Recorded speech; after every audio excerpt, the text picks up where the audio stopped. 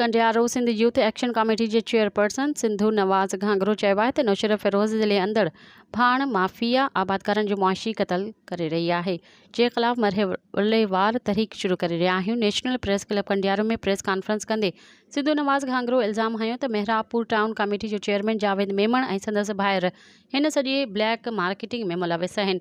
ज़रे भाण जे main dealership वटन हुजण करे हू अच्छे कार जा मालिक आहिनि। सरकारी अघ खां 500 खां 1000 रुपयनि ताईं वधीक अघ ते भाण विकिरो थी रहियो आहे।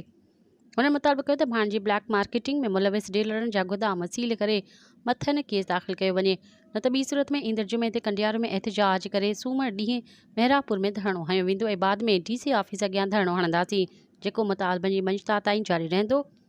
इन मौक़े ते हमज़ा अली चांडियो, शकील घांगरो ऐं ॿिया पिण साण गॾु हुआ। मज़ीद ख़बरनि ऐं तफ़सीलात लाइ विज़िट कयो असांजी वेबसाइट www.awamiNewsHD.com ऐं ॾिसंदा रहो अवामी न्यूज़ HD।